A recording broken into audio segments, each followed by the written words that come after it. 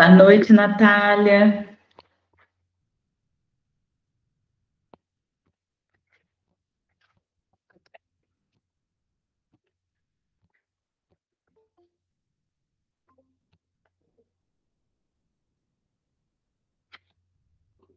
Boa noite, Natália. Boa noite, Lu, tudo bem? Tudo bem, e você? Tudo bem também. Boa noite, Samanta. Boa noite, Lu. E aí, estão animadas? Hoje eu tô cansada. Parece que quando tem feriado no meio da semana a gente cansa mais, né? Que coisa Eu também senti, viu? Acho que é, perde o ritmo. perde mesmo, fica meio confuso. Eu também tô com essa sensação. Esperar uns 3 minutinhos aqui, que hoje a gente entra com um assunto novo.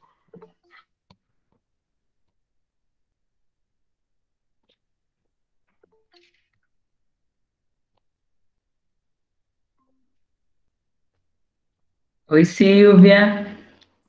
Boa noite, Luana. Boa Tudo bem? Boa noite, noite, tudo bem? meninas. Luana, eu vou ter que sair novamente porque teu áudio tá baixo para mim. Eu já volto, tá? Tá bom.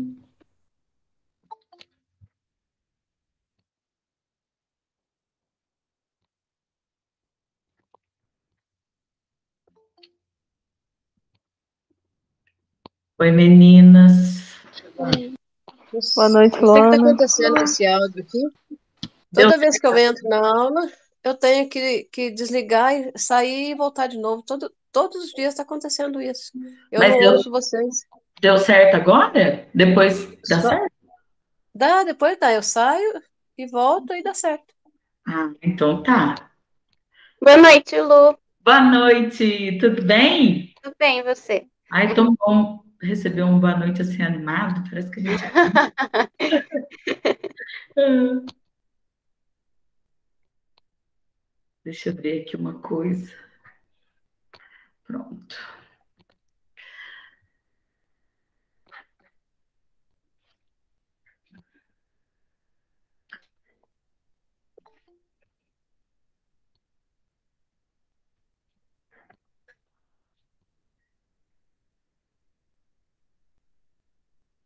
Vocês viram que lindeza que tá a cidade? De flores. Gente, eu fico na expectativa para chegar setembro para ver os ipês. Fica lindo demais. Ô, você viu ali na Rua Paraíba, em frente ao cartório? É Vi. muito diferente. Eu nunca tinha visto clarinho, IP, sabe? Só amarelo na Então, rua. eu moro por aqui minha vida inteira. Parece que eu nunca vi aquela árvore. Do nada ela apareceu. Parece que ela era. Eu não sei se ela era rosa, ela tá ficando claro, ou se ela. Não sei, ficou super diferente esse Ficou ano. muito diferente. Ficou parecendo aquelas fotos que a gente vê assim da Europa, né? Gente, Poços de Caldas é maravilhoso, né? É uma cidade muito maravilhosa. Deixa eu ver quantos tem 12. Maravilhosa é a minha cidade, Bandeira do Sul. Cidade de Ah, primeira. não, ela está na nossa cidade fazendo propaganda da dela. Nem É, vem. a minha cidade é cidade de primeira. Se passar a segunda, você sai da cidade, entendeu? Então, a minha é ótima. Ai, Silvia. Ô, Silvia, a minha também é de Vinolândia. É a primeira e segunda só. Nossa, quanta Parecida com a minha, forasteira. então. Essa turma tá cheia de forasteiras. Mas é Ai. gostoso. Aqui é bom demais, é tranquilo demais. Não, gente, aqui é o paraíso. Eu só descobri que aqui é o paraíso depois que eu saí daqui.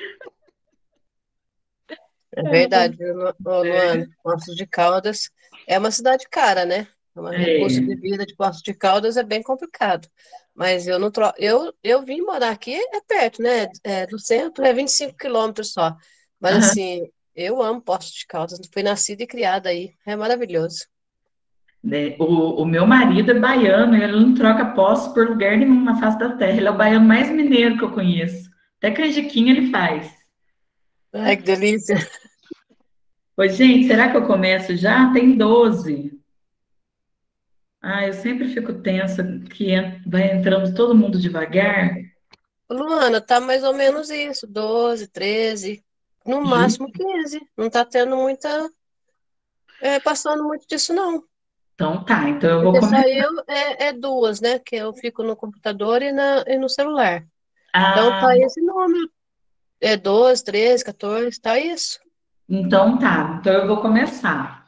E hoje eu queria muito que vocês participassem, porque eu vou entrar nas metodologias ativas na educação infantil. E ela vai conversar muito com tudo que a gente tem visto desde o começo, desde lá da BNCC, e vem a abordagem Pickler. Vocês vão perceber que uma coisa vai amarrando a outra, e isso é muito bacana, que a gente consegue ver isso acontecendo na prática, né? Eu tô organizando com a Soraya de trazer uma pessoa para conversar com vocês em outubro, que ela é diretora lá da Lumière. A Lumière é uma escola que trabalha com projeto e com metodologia ativa. Então, para vocês ouvirem de uma outra pessoa além de mim, né? Além de mim e da Joelma, que a Joelma também já veio aqui e falou, né? E sobre essas metodologias, tá bom? Hoje eu vou trazer uma coisa para vocês que eu não sei se é novidade, vocês vão me contar. Oi, Aline, que é... Oi, Luana, boa noite. Boa noite, tudo bem? Tudo bem? Eu não estava conseguindo entrar, desculpa, tá lá atrás. Imagina, nós estamos começando agora, viu? Vocês já ouviram falar sobre as escolas com uma abordagem Reggio Emília? Não? Ah, então pronto. Vocês vão conhecer um pouquinho de nada hoje. Espero que vocês se encantem.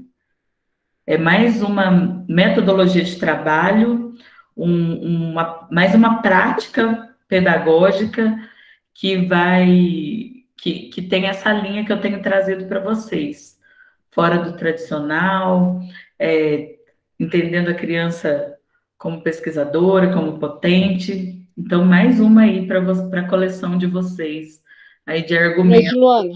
Oi, Gi, tudo bem? Tudo bem? Tudo bem, e você? Tudo ótimo. Eu vou Como é que você compartilhar. tá? Melhorou do pé? Ah, tá. Ó, não tá 100%, mas eu já tô me virando bem, viu? Tá, você Graças a pode Deus. me falar o que que eu perdi tanto de você aí, mulher? Ó, a gente fez o estudo de caso, né? E o que que eu tô te devendo? E parou aí. Eu preciso Oi? olhar. Você me entregou o estudo de caso? Eu preciso olhar. O que é isso? Ah, então, se você não sabe, é porque não me entregou. Depois a gente Certo. conversa, então. Tá bom? Tá, porque como eu sei que você tem suas ocupações em outra escola, aí eu queria saber, né?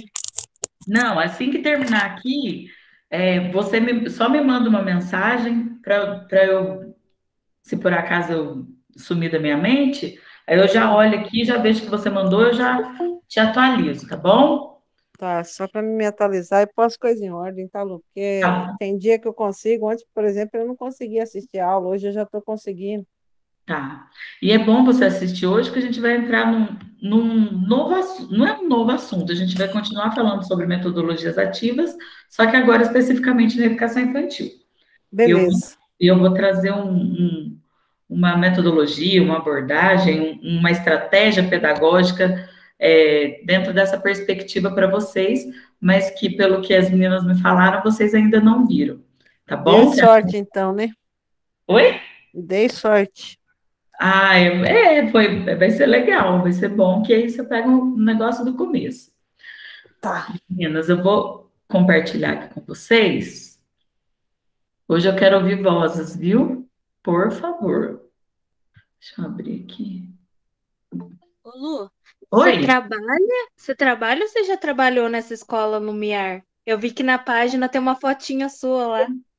Eu sou tutora do F3. Ah, Gente, legal.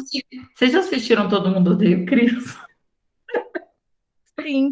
Eu sou o Julius. Eu trabalho num monte de lugares.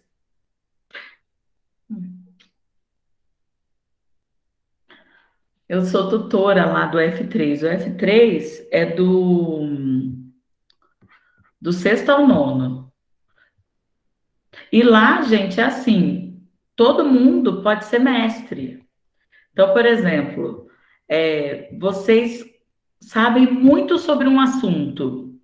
Então, vamos supor que vocês são apaixonados alguém é apaixonado por dinossauros e faz esse estudo de forma autônoma, sabe muito de dinossauro. Aí surge um projeto lá sobre dinossauros. E se você está cadastrado na plataforma, ou se não, também, por exemplo, eu conheço, eu sei que a Gabriela adora dinossauro, meu grupo quer estudar isso, eu posso chamar a Gabriela para ser mestre.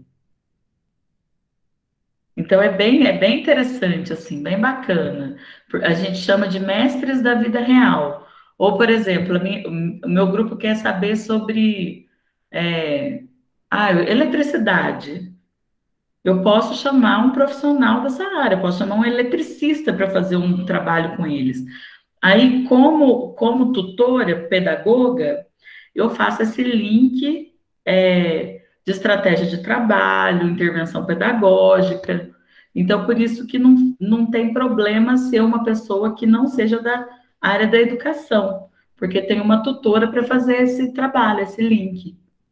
Todos os grupos têm lá, trabalha por grupo. Não é separado assim, sétimo, oitavo, sexto, sétimo, oitavo, cada um numa sala. Os 3 anos ficam na mesma sala. É diferente também. Então vamos lá, meninas. Eu vou deixar assim para eu conseguir ver vocês, tá? Vocês estão vendo os slides? Sim. Eu queria que vocês interagissem muito comigo, por favor. Então, quando a gente pensa em metodologias ativas na educação infantil, o que vem? Porque assim, ó, eu falei bastante com vocês sobre metodologias ativas no ensino fundamental. No ensino fundamental, a gente parte de uma pergunta problematizadora. O que aquele estudante quer saber? Para que ele tenha essa pergunta problematizadora, ele já tem um repertório de vivência. Concorda comigo? Vamos pensar na criança lá a partir de 7 anos. Já viveu muito mais coisas do que uma criança de 3 a 5 anos, certo? Só que o nosso foco aqui hoje vai ser a criança de 3 a 5. Lá na abordagem Pickler, que a abordagem Pickler é muito metodologia ativa. Não sei se vocês conseguiram fazer essa relação, acho que sim, né? A gente focou lá de 0 a 3. Aqui agora, com a metodologia ativa, na educação infantil, a gente vai focar de 3 a 5. Então, tá. Então, uma criança de 7 anos, ela já se interessou por um monte de coisas e ela já conseguiu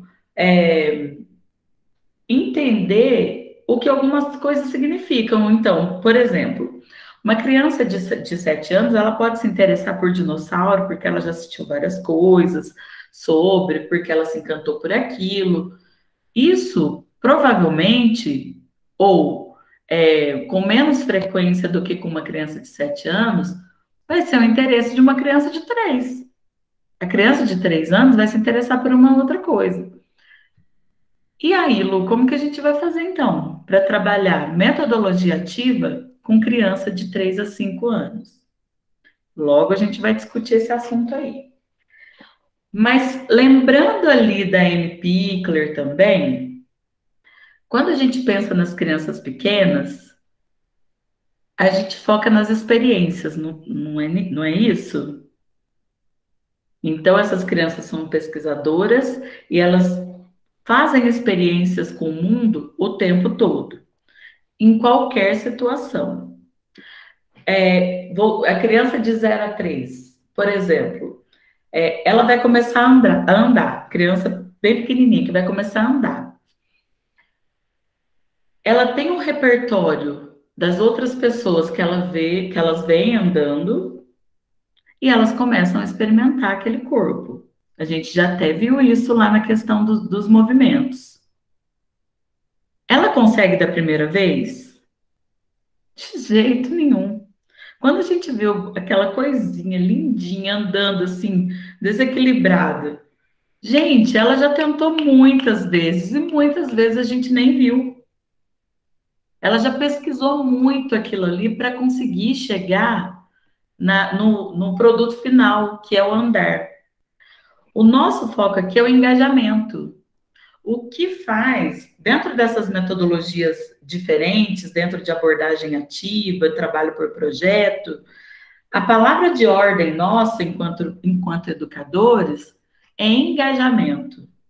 Então, o que faz aquela criança que está aprendendo a andar? O andar é o objetivo que ela quer chegar, o corpo dela é o objeto de estudo, porque ela tem que entender como isso funciona, como ela vai fazer, quais são os movimentos, qual é o equilíbrio desse corpo. Então, ela vai pesquisar isso tudo para conseguir chegar no produto final, certo? Como ela se mantém engajada nesse propósito? Por que ela não desiste de andar quando ela não consegue da primeira, nem da segunda, nem da terceira, nem da quarta? Por que ela não desiste até ela conseguir? Alguém quer levantar uma hipótese aí? Porque ela vê os outros andando, Luana. Ela vê, aquilo é interessante, aquilo desperta nela um interesse, aquilo faz com que ela tenha vontade de conseguir se locomover daquela forma também. Porque ela faz as observações dela, ela observa que daquela forma ela consegue mais rápido, ela consegue ter acesso a coisas que engatinhando ela não consegue. Então, é um processo natural, mas é um processo de pesquisa. Gente, nunca esqueçam disso na vida. Daqui a 50 anos, quando vocês estiverem assim, aposentadas, lembrem disso. Todos somos pesquisadores o tempo todo. Então, o que vai valer como metodologia ativa, estratégia de trabalho dentro dessa perspectiva, com crianças de 3 a 5 anos, e até mesmo com as pequenas, com as menores, é a experiência em relação ao mundo. Pode falar, Silvia. O meu neto Daniel, hoje ele está com 1 ano e junho, julho, agosto, setembro, vai fazer 1 ano e 4 meses. Ele começou a andar com 10 meses. E naquela empolgação toda, eu percebia que quando a gente estava perto, que ele estava começando a dar os primeiros passinhos, a gente se empolgava, achava bonitinho, então a gente batia palminha, fazia então isso, acho que empolgou mais a vontade dele a querer andar mais rápido, mas eu achei ele muito intrometido, andar com 10 meses, né? Achei muito intrometido, mas é a coisinha mais gostosa do mundo. Aí, eu acho que incentivou também a nossa empolgação, incentivava. Estão rindo, estão achando bonitinho, eu vou fazer de novo. Aí era a coisa mais gostosa do mundo. Nossa, é perfeita a sua colocação, Silvia, porque aqui dentro dessas metodologias, assim como projeto, e assim também no ensino tradicional, gente, a gente foca sempre não no estímulo, no sentido de ensinar, mas no estímulo de valorizar o esforço da criança. Isso que vocês fizeram. Vocês valorizaram, deram mais potência ainda para aquilo que ele queria fazer e fizeram com que ele acreditasse ainda mais nele. E com certeza isso colaborou para que ele andasse tão cedo, né? E imagino que ele deve ser uma criança que tem liberdade para poder ficar no chão, explorar o corpinho dele, então ele desenvolveu o tônus muscular mais rápido, tem uma série de outras questões, mas essas já dão uma ajuda muito grande para que a criança consiga se desenvolver. E você, assim, já matou uma charada aí. Você sabe que Oi, pode. Desculpa, Luana, Imagina. ele é muito, assim, uma criança muito inteligente, sabe? Hum, E então ele pega, o meu filho faz chamada de vídeo comigo no celular, para me ver ele. Ele mora no Itamaraty, eu moro aqui na Bandeira, né? Aí ele hum. pega o celular da mão do meu filho e fica, e fala pro pai dele, mostra pro pai dele, vó, vó, vó, que é pro meu filho fazer ligação comigo. Que Aí beleza. ele liga, aí eu começo, falo, oi, bebê, que coisa mais gostosa da vovó. Aí ele começa numa enroleira, fala, fala, fala, fala. Eu só vou concordando com ele, sabe? Mas ele, é assim, ele empolga. Quando ele vê a minha imagem no celular, ele fica empolgado. Aí desliga, ele fica meio chuezinho, sabe? Aí Oh, eu acho a coisa mais gostosa do mundo. Nem babo muito, sabe? Eu nem gosto muito, assim, sabe? Nem babo. ó, isso aí que você está falando também, ó, é a questão do estabelecer o vínculo, né? Tudo bem que tem um vínculo biológico também, né? Você é a avó dele, mas o fato dele gostar de você, se sentir bem perto de você, estimula ele querer pedir para falar com você, né? Estimula várias outras questões, a oralidade, né? Já está aprendendo aí a se virar para dizer o que ele quer falar com a vovó dele. E eu sou a Dinda. Eu vou dar um exemplo para vocês que é importante a gente entender essas questões, até para a gente acalmar as mães.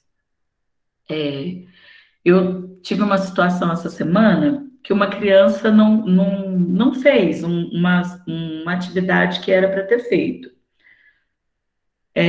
Ela vem de um padrão de assim, vou esperar fazer para eu copiar, certo? E aí, essa criança não terminou, eu já tinha percebido isso, mas ao invés de falar, não, você tem que fazer, ficar brava, essas coisas, não, eu saquei. Gente, a gente, enquanto professor, a gente não pode perder a criança.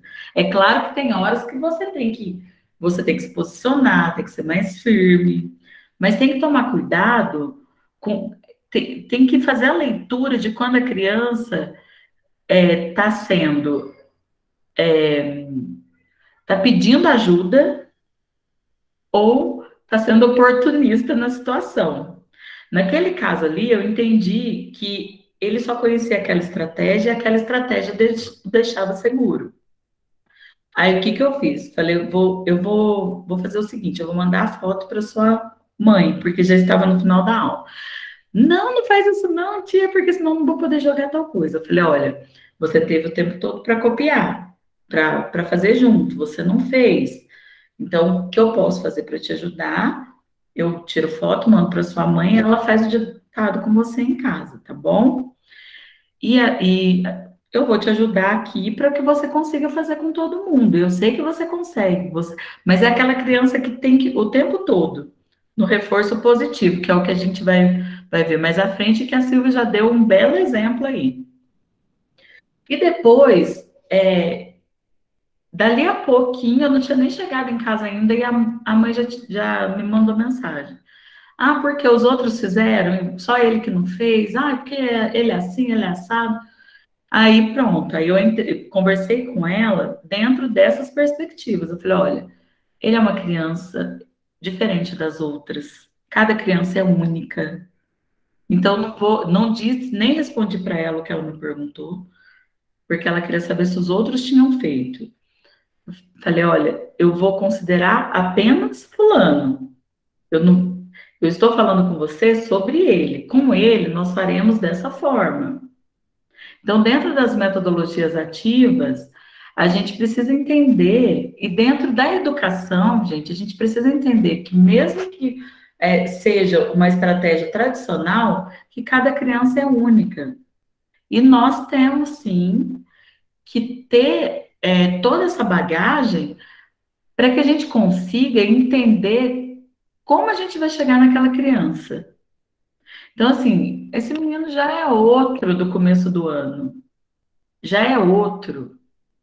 E quando ele consegue enfrentar um desafio ali de aprendizado, que ele consegue entender, ele vai embora.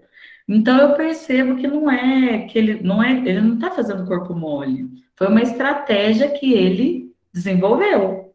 Então eu, enquanto professora, eu tenho que fazer essa leitura e dar repertório para que ele tenha outras estratégias.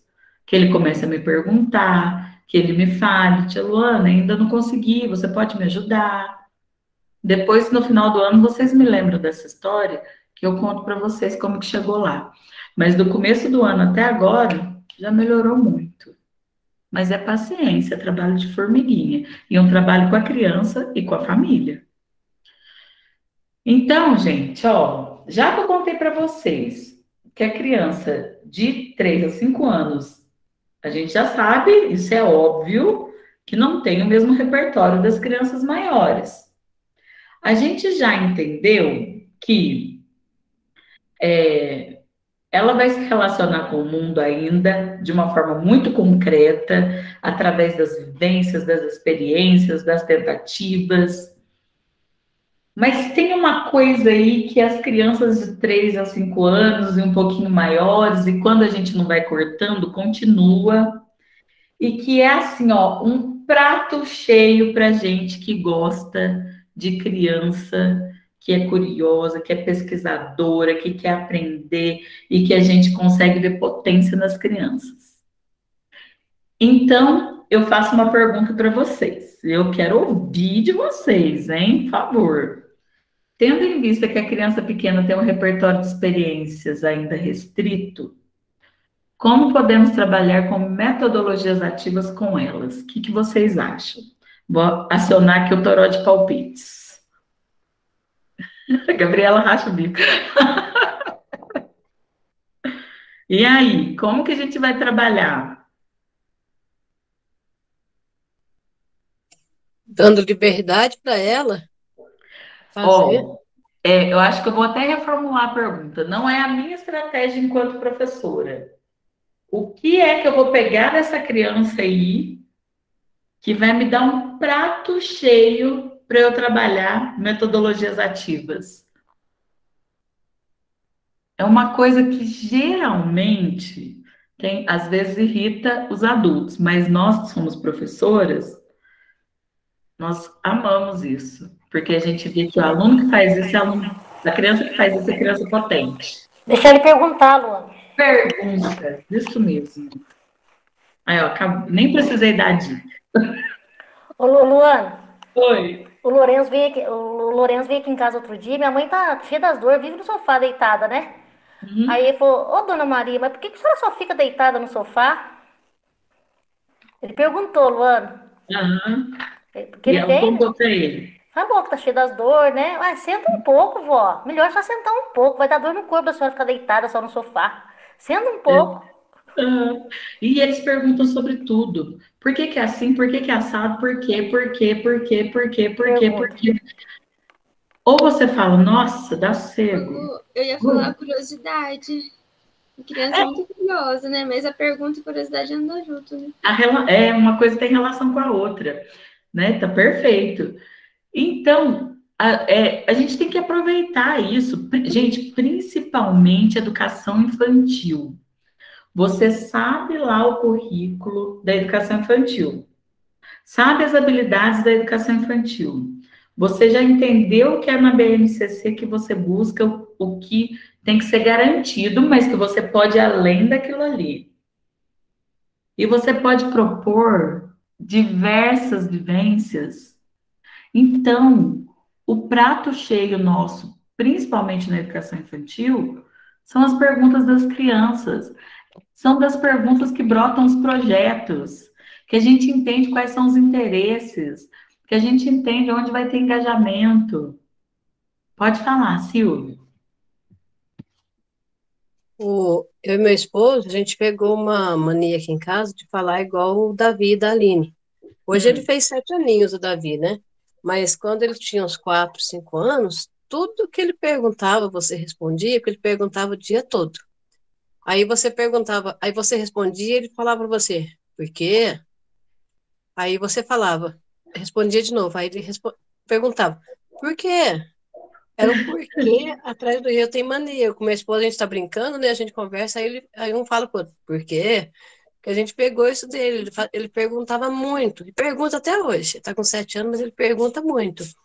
Aí ele olhava pra gente, fazia aquela pergunta. Por quê? Tudo que ele fazia, você respondia e ele falava em seguida. Porque ele fazia pergunta e queria saber o porquê. Aí você explicava, dali a pouco, por quê? Aí O porquê do era porquê. muito bonitinho, era muito belezinho.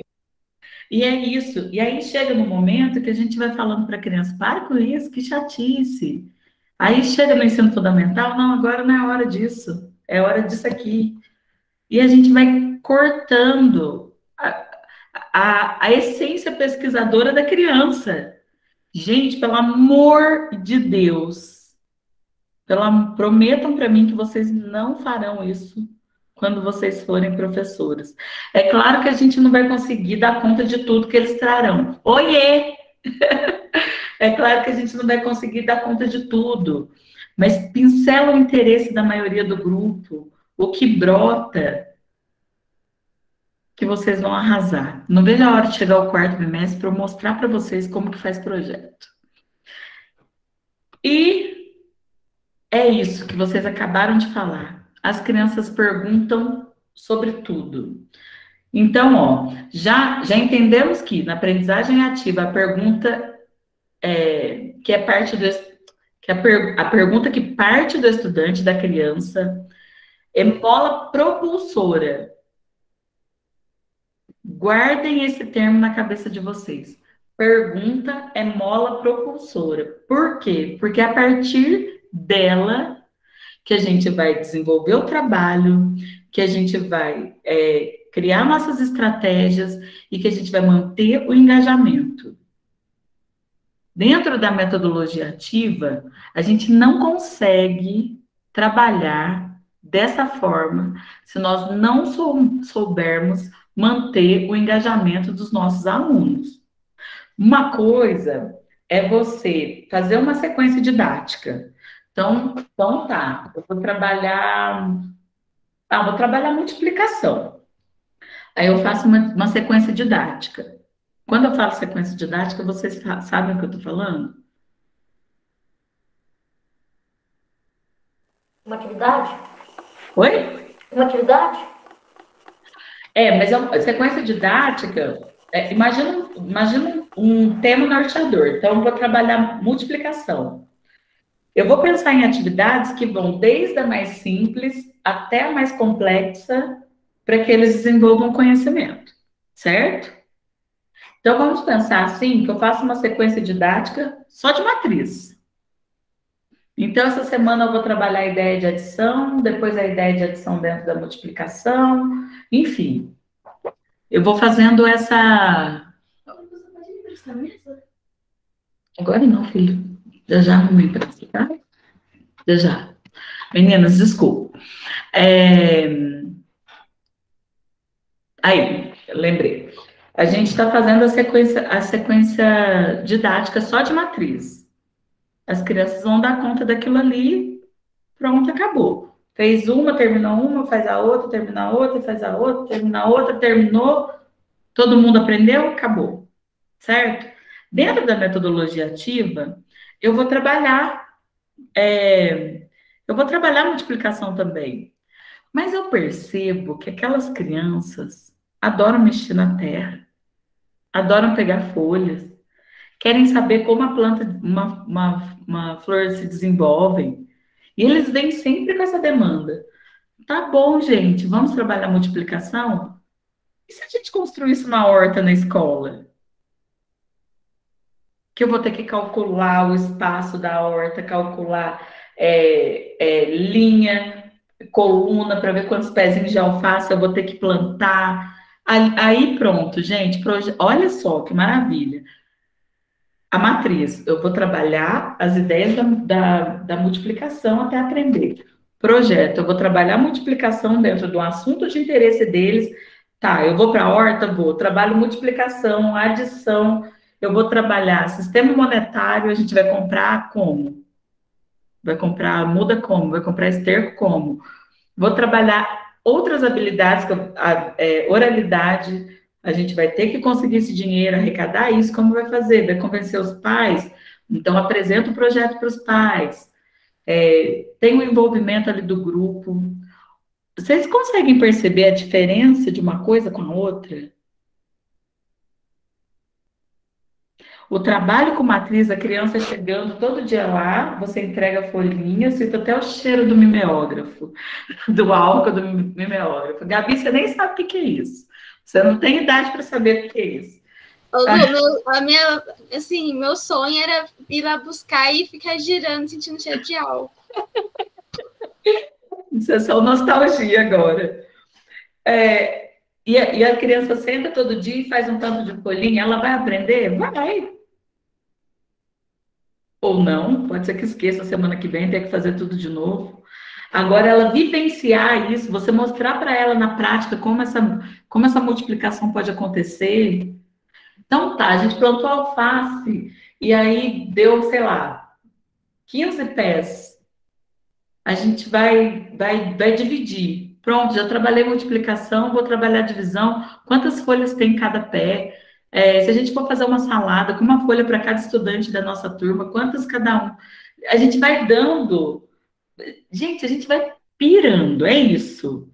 Vai vendo toda e qualquer oportunidade que tem naquele tema norteador, com aquele conteúdo e quais habilidades a gente pode trabalhar junto.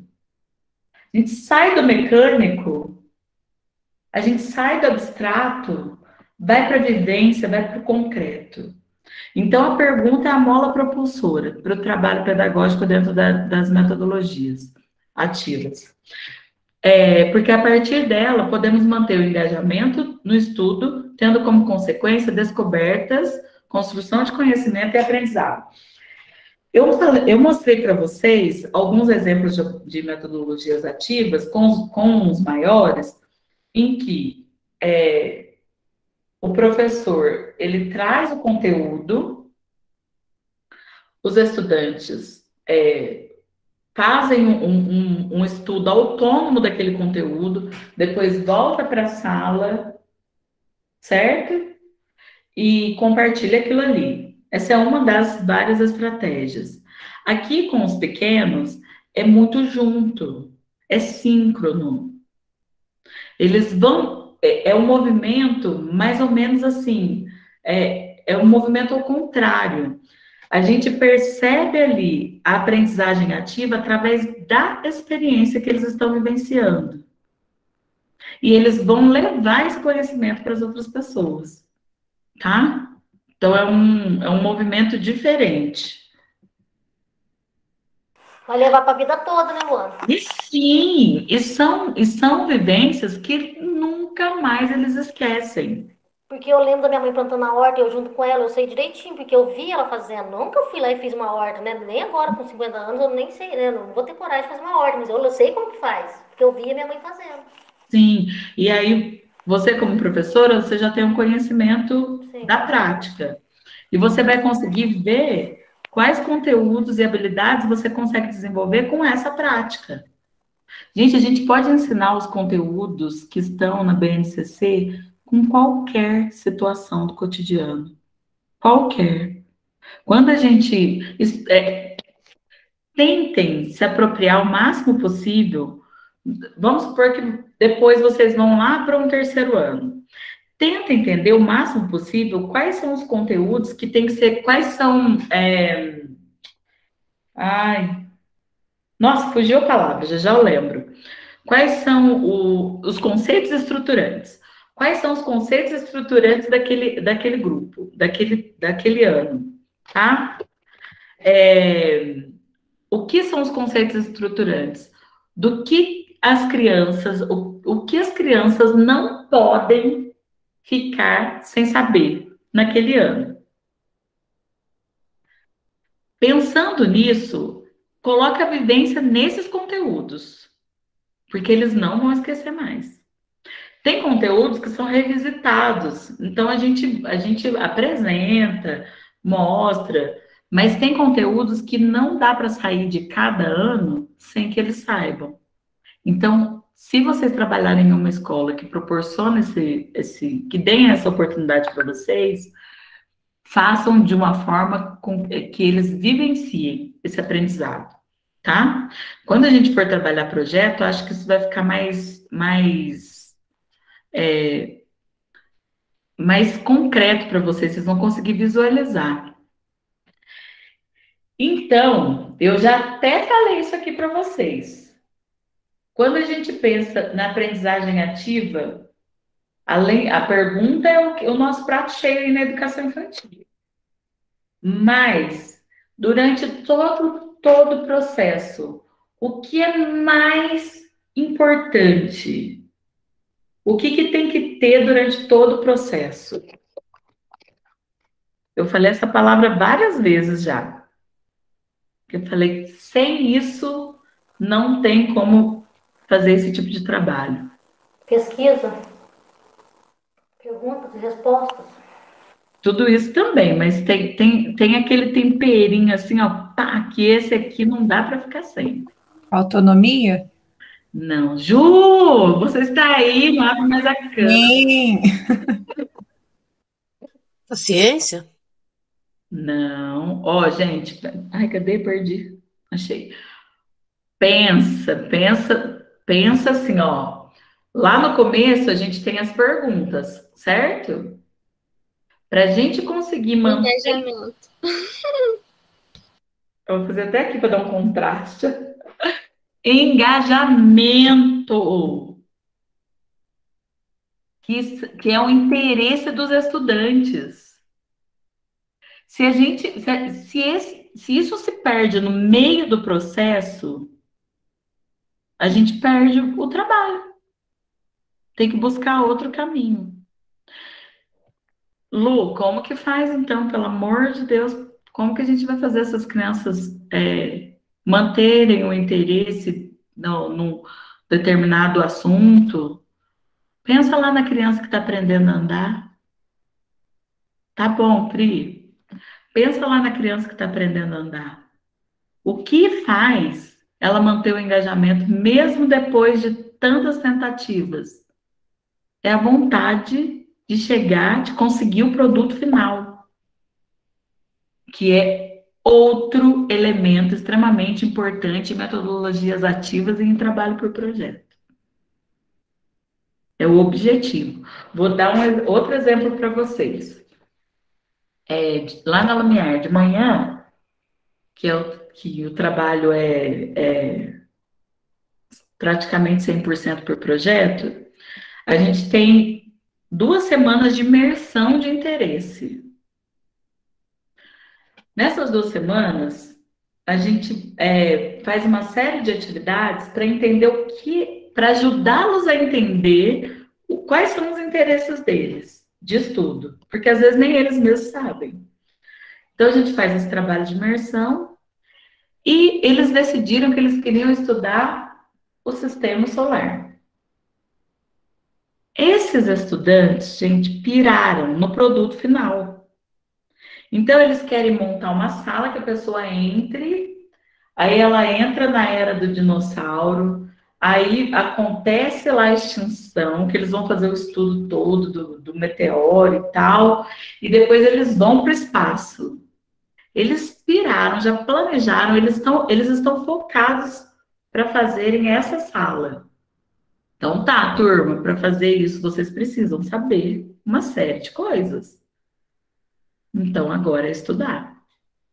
Então, como eles precisam saber várias coisas para conseguirem chegar nesse produto final, eles conseguem manter esse engajamento para chegarem aí nessa sala espacial que eles querem fazer. Do mesmo jeito que a criança, o interesse principal dela é andar. Então, ela mantém o engajamento até ela conseguir. Uns mais cedo, outros mais tarde, mas a partir da necessidade de cada um. Tá? E aí, isso aqui é muito legal, porque é uma mudança, assim, de perspectiva. Como que eu reconheço os meus alunos poderosos na educação infantil. E a gente tem que pensar o seguinte: cada um tem uma habilidade para pelo menos uma coisa diferente. E se nós formos professoras que não temos o olhar atento para isso, sabe o que vai acontecer? Essa criança vai crescer achando que ela não é boa em nada. Porque ela quer corresponder às expectativas da professora, se a professora for a pessoa com que ela tem... fugiu. A pessoa de referência dela, certo? E geralmente principalmente de 3 a 5, e aí daí para frente. Quando é pequenininha, às vezes tem outras pessoas de referência. Mas geralmente a partir de 3 anos é a professora mesmo. E em casa. Então, às vezes aquela criança a gente vê que não tem habilidade em nada. Mas tem habilidade, não sei, consegue empilhar bem. Então, a gente vai valorizar para conseguir desenvolver outras potências nessa criança. Tá? Então, quais são as características das crianças poderosas? E a gente consegue desenvolver com a nossa influência, e com a influência da família, e com a nossa persuasão em relação à família. São crianças resilientes, capazes e seguras de si. Não desistem do que estão fazendo. E se desistem, a gente pode incentivar ou ressignificar, ajudá-las a ressignificar. Ou também tem uma questão, gente, de reflexão que, se a criança desiste daquilo que ela está fazendo e a gente chega para abordar, a gente pode abordar no sentido de entender se aquilo ainda faz sentido para ela. Não é porque ela desistiu, simplesmente, que ela vai deixar de ser potente. Certo? Fortes e poderosas no sentido... As crianças pequenas têm aí uma questão, né, do egocentrismo, e essa fase é importante também para que a gente consiga potencializar, para que elas se entendam em relação ao mundo.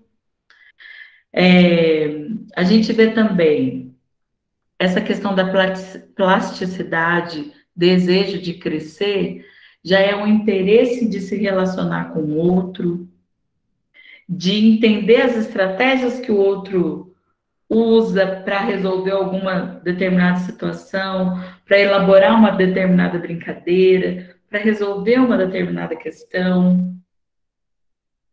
Curiosidade, né? Capacidade de se surpreender. E esse desejo de se relacionar com outras pessoas e de se comunicar. Aí a gente já vê nas crianças aí maiores de 3 a 5, tá? Meninas, depois eu vou compartilhar esses slides com vocês sabem, né? Não sei se vocês estão copiando, o que vocês estão fazendo. E aí eu trouxe um vídeo para vocês conhecerem um pouquinho que escola é essa, Regia Emília, e como eles enxergam as crianças. É um vídeo, assim, de uma estudante do primeiro ano de pedagogia, vídeo gostoso de ver, explicado de uma forma muito tranquila, que a gente já vai poder se informar na nossa cabeça. Nós não vamos nos aprofundar, porque não vai dar tempo nem de trabalhar tudo que eu propus para vocês lá na ementa, mas eu queria muito que vocês conhecessem, tá? Eu vou colocar lá no WhatsApp, que eu acho que é melhor para todo mundo, né? E aí eu assisto aqui junto para a gente contar o tempo, para eu saber que vocês estão terminando. Vou colocar lá, tá?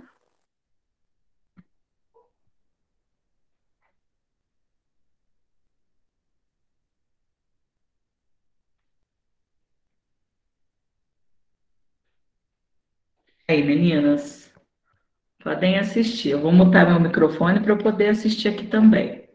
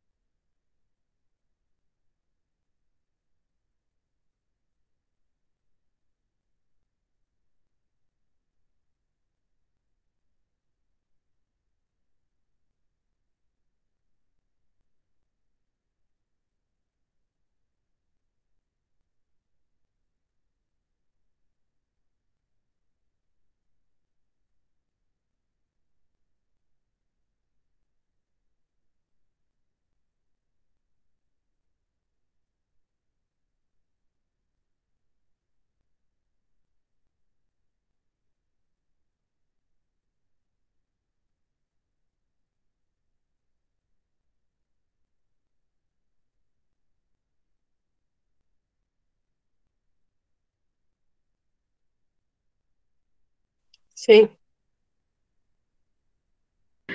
Eu não quis perguntar aqui para não atrapalhar alguém que estivesse terminando. Vocês viram a leitura da criança também dentro dessa perspectiva? Viram o quanto, quando a gente pensa no tradicionalzão mesmo, a gente vê ali a segunda parte da fala do fundador da Reggio Emília. Eu vou chegar lá, tô falando a coisa antes da hora. Então, pensando aí na Reggio Emília primeiro, nessa estratégia de trabalho pedagógica aí, né? Que centraliza-se na criança. Uai, Lu, mas toda escola centraliza-se na criança, não é? Não, às vezes o conhecimento tá centralizado no professor, não é? O professor detentor lá do saber, e a criança só absorve. Nos conteúdos, no currículo rígido. Então, aqui não. Aqui a criança é o centro, a criança é a potência, a criança é a pesquisadora. Valoriza a representação simbólica. O que isso quer dizer? A gente viu muito isso aqui lá na abordagem Pickler.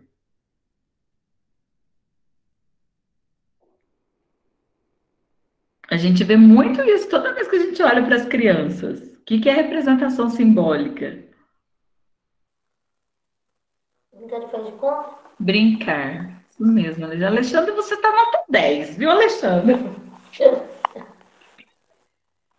Brincar. Então, tá brincando de casinha, tá fazendo uma representação simbólica. Tá brincando de carrinho, tá fazendo uma representação simbólica. Tá imitando coisas que vê, né? Então, Reggio Emília valoriza muito isso, inclusive como repertório da criança já. Se a gente quer repertório para trabalhar com metodologias ativas, se a gente quer essas pistas, então aí a gente tem, né? A criança não precisa já saber fazer a pergunta. Ela precisa se expressar, e a gente faz a leitura com os menores. Artes como ferramenta primordial no aprendizado é a força da expressão, né? Artes eu já lembro logo da menininha meu Deus, esqueci o nome dela. Adriane. Da Adriane, isso.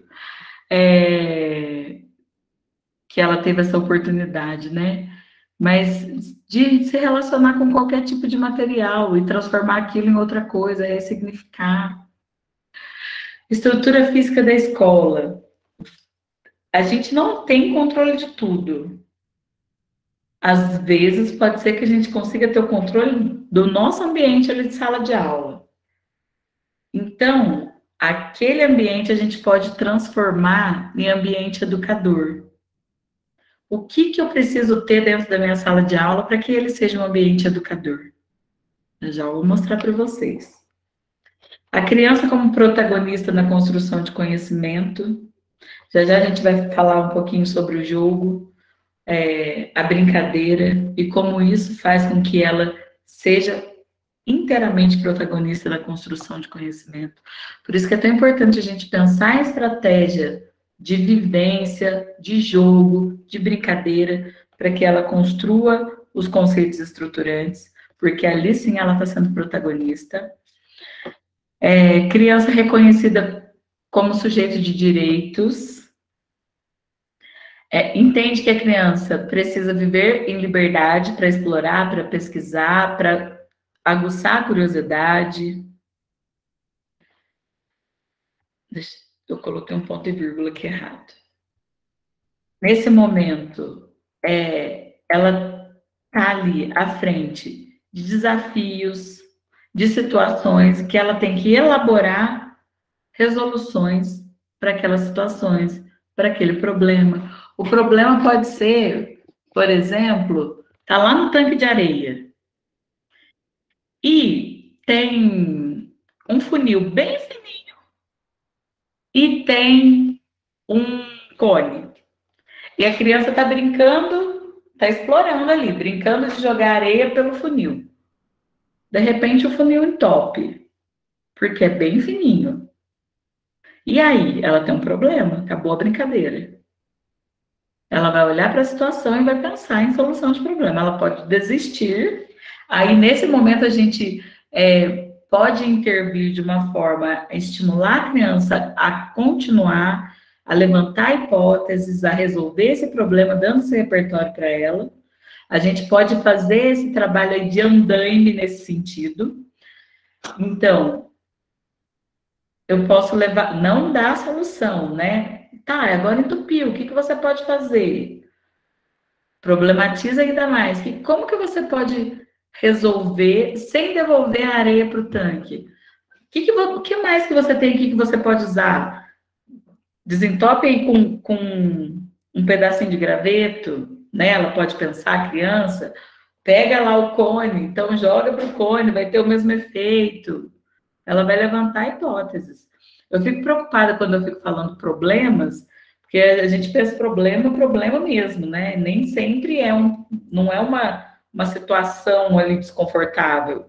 É só uma situação, o problema como uma situação em que ela tem que pensar em solução, tá? Escuta e reconhece as múltiplas potencialidades de cada criança. Ela conhece as suas potências e as potências dos outros.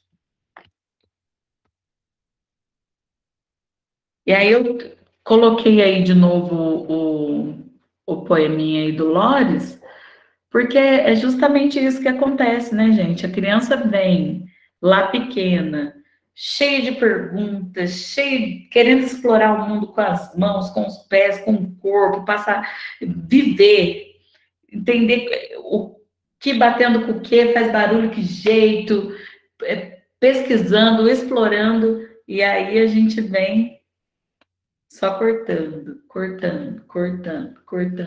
até que chega uma hora que a criança até começa a se auto-sabotar, deixa de fazer, porque ela já não sabe mais o que fazer, ela não pode agir do jeito que ela entende que é o correto. Está sempre ali, tentando corresponder àquilo que dizem que ela tem que ser e fazer. Sai completamente do natural dela. E aí a gente entra aqui no nosso ambiente ativo. O que eu posso fazer na minha sala de aula? Como que isso vai acontecer? Que ambiente é esse? Lu, sai do abstrato, vamos para o concreto. Me mostra aí, me fala o que é. Vocês querem levantar alguma hipótese antes de eu começar?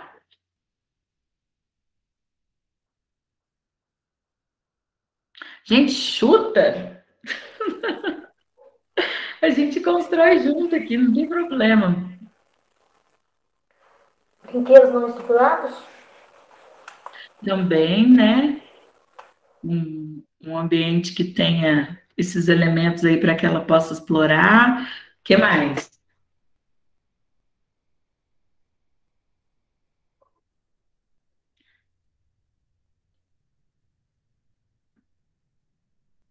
Eita!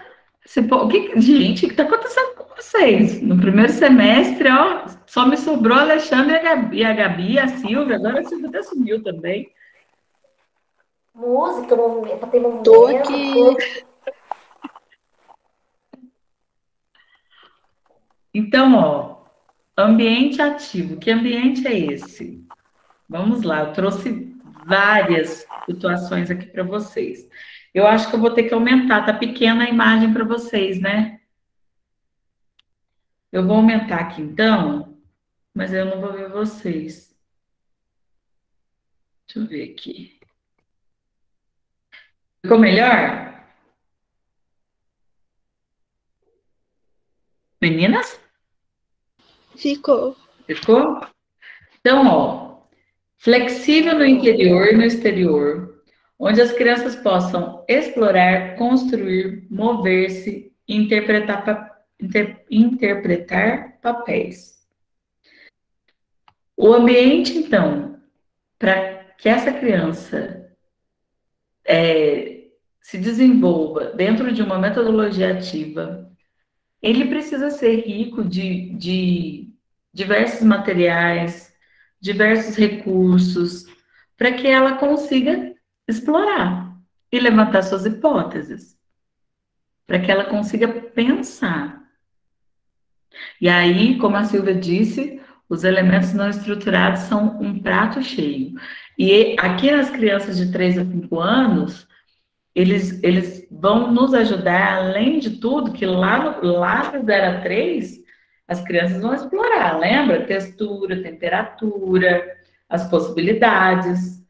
De 3 a 5, esses mesmos materiais podem virar aí elementos para que eu consiga trabalhar estratégias pedagógicas de conteúdos com essas crianças.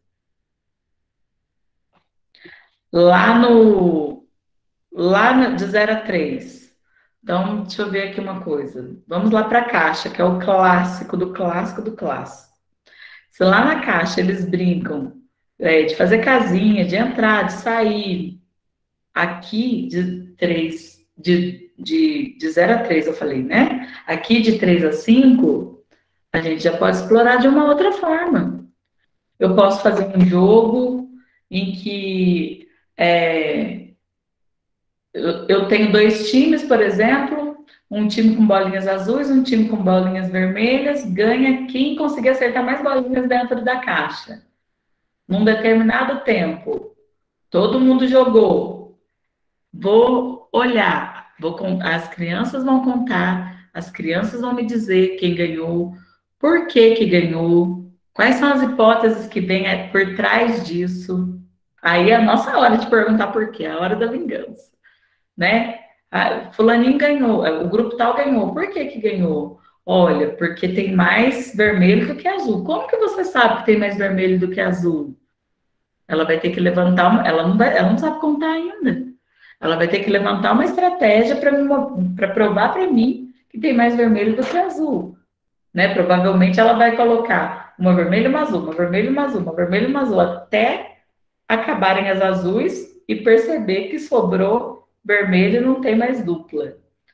Então, a gente olhar para essas estratégias aí. Daqui a alguns dias, eu vou pedir para vocês pensarem em atividades agora para 3 a 5, tá? Para a gente fazer, para vocês apresentarem, para a gente fazer aqui um congresso de atividades. Então, por exemplo, essa que eu falei é uma ideia de uma atividade em que a gente pode trabalhar metodologias ativas, estimular o levantamento de hipóteses das crianças, e uma atividade extremamente simples, com recursos extremamente simples, certo? Eu mudei de slide, mudou para vocês? Mudou sim. Então tá, perfeito. Então, planejado de forma que as crianças vivenciem experiências de primeira mão e desafios apropriados para ela. O que será que são experiências de primeira mão?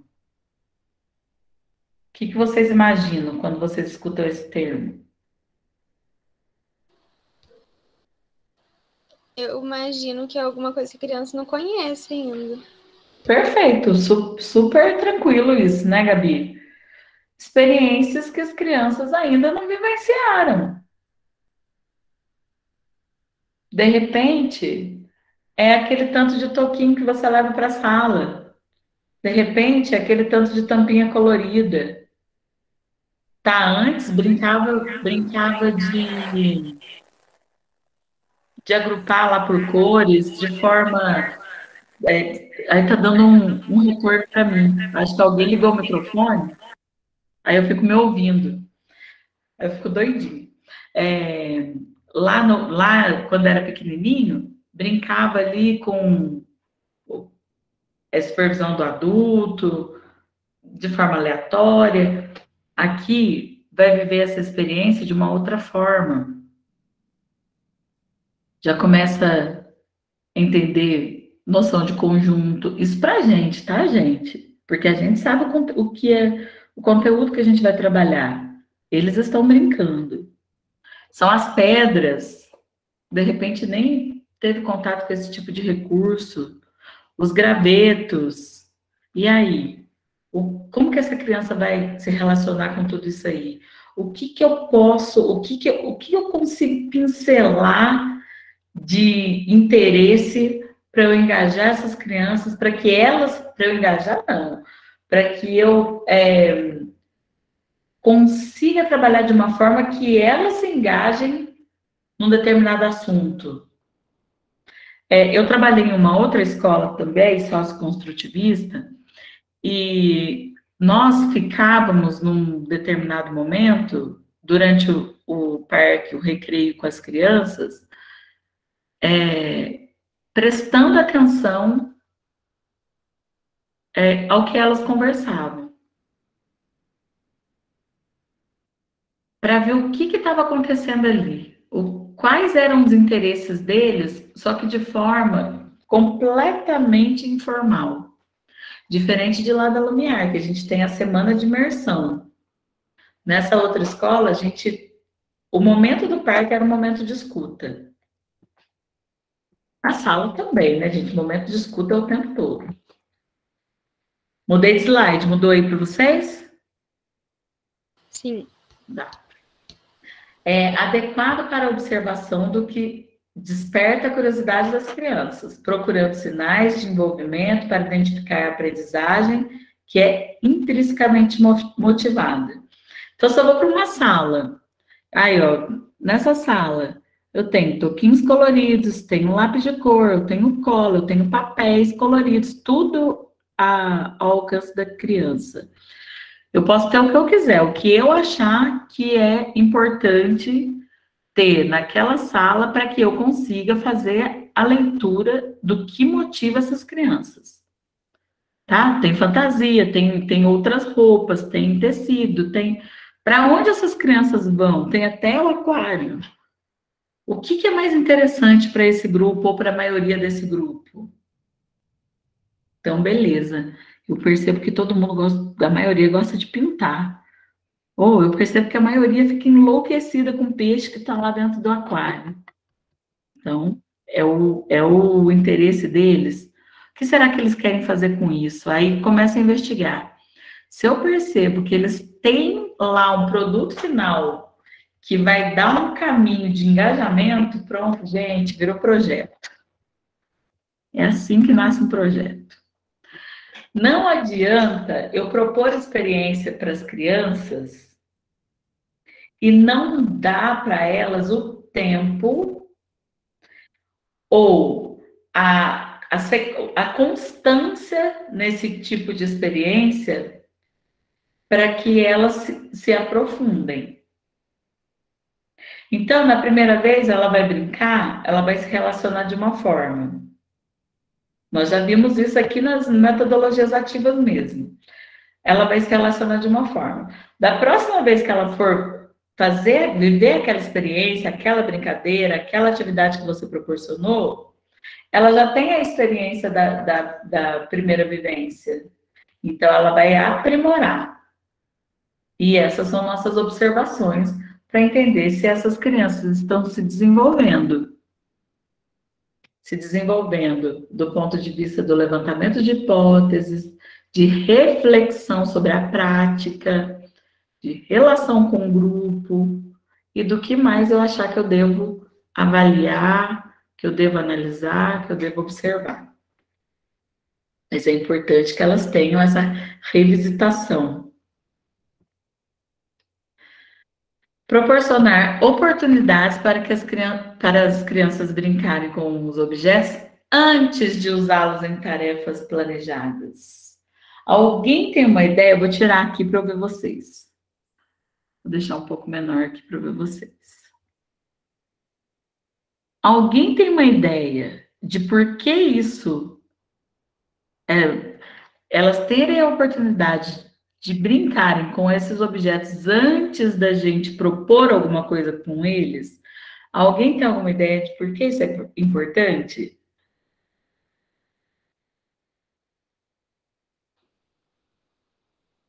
Ah, gente, vocês sabem responder. A criança vai ficar curiosa de saber da atividade. Tá, aguçar a curiosidade, mas tem mais coisa aí. Eu conheci o objeto. Pra saber, né? Como Tá. tocar. Que mais? Gente, você já tem repertório aí para aprofundarem nessa resposta.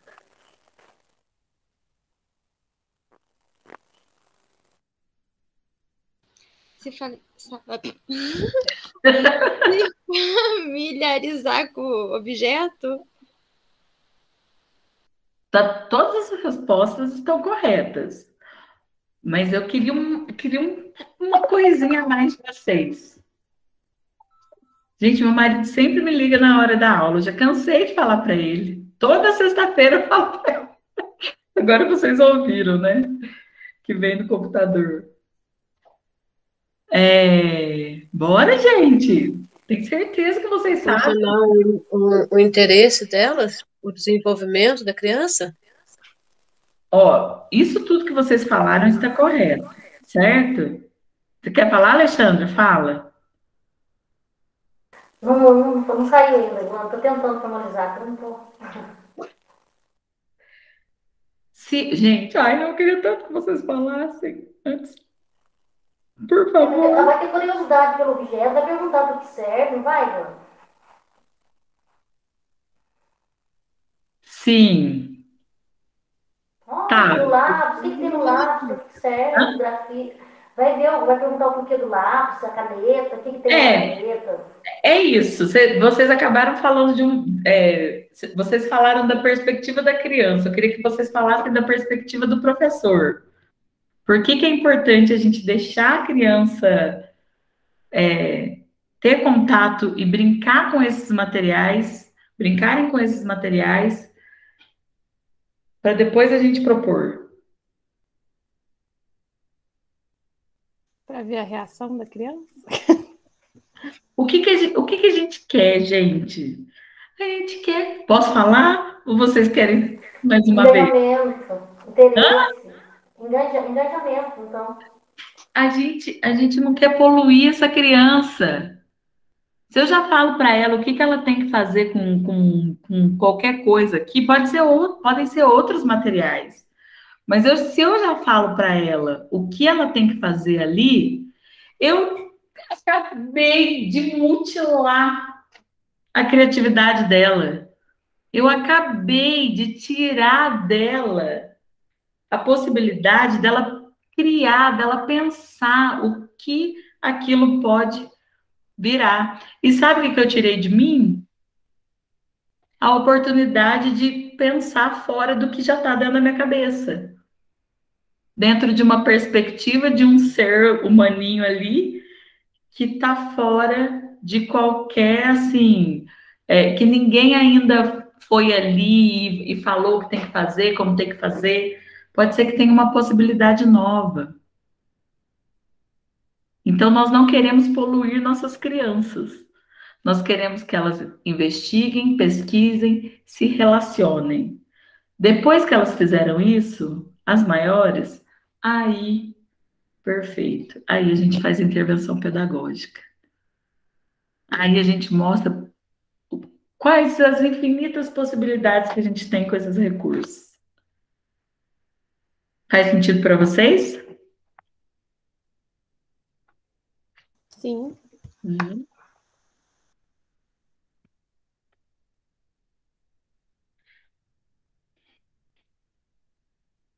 Essa sala de aula, esse ambiente ativo. Ô, gente, deixa eu ver a hora aqui, porque eu não tenho certeza se é 20 e 25 que acaba ou 20 e 35. Vocês sabem? Eu nunca sei a hora. Eu tinha um negócio colado, agora eu mudei. 8h30. 8h30. 8h30. E a outra aula começa às 8h35. Porque vocês têm 5 minutinhos de intervalo, né? Se não ficar colado na parede, eu nunca lembro. Pode ficar aí, Luana, não tem problema não. Começa 8h30, Lu. Não tem mais intervalo. Ah, tá. Eu vou colar de novo, aí eu não pergunto para vocês mais não. Perdão. Aqui, estabelecer as condições favoráveis para a riqueza de jogos e brincadeiras. Espaço, tempo, recursos flexíveis, escolha. Eles consigam ter, não é a gente ter controle, não. É claro que a gente vai ter, né, gente? Mas não é um negócio, agora você pode pegar isso. Agora já pode pegar aquilo, não é isso, não. Eles sentirem que eles têm o controle daquilo ali, que eles podem explorar, se relacionar. Nosso papel, mostrar como está organizado, como deve ser organizado depois. E o papel deles é simplesmente explorar. Certo? Então, eu adoro essas imagens assim, gente, porque assim, essa imagem aqui, pena que eu não achei na época lá da abordagem Pickler, mas achei agora. É o cantinho, né? É o cantinho que eu dou lá. Não é? É meu cantinho, eu que fiz aqui em casa, tirei foto e mandei para vocês aqui. Aqui, tá, olha como está organizado.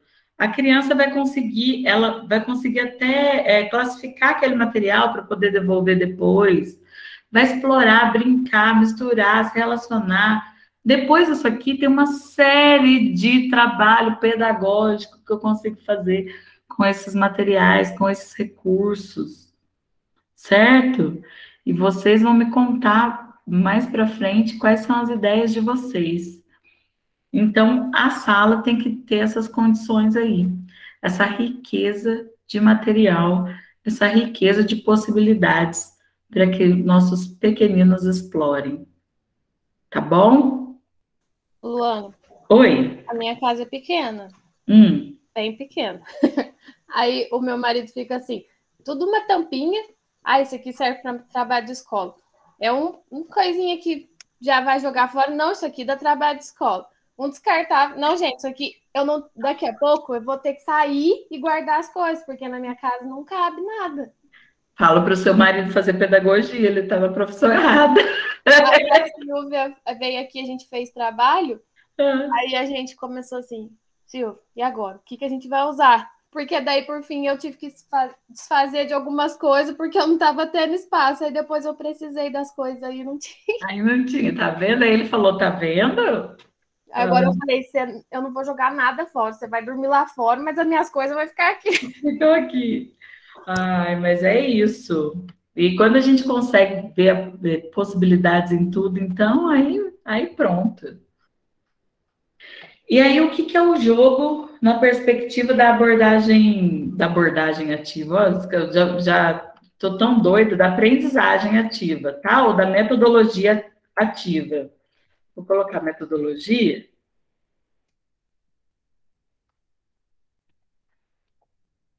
O que é esse jogo? Então, ó, não coloquei nem imagem, só para a gente ficar só com a frase na cabeça. Consideraremos o valor para cada criança de ter a liberdade para escolher, para andar, correr e escalar, para fingir e imaginar, para fazer e desenhar, para usar ferramentas e outros recursos, para falar, cantar, às vezes gritar.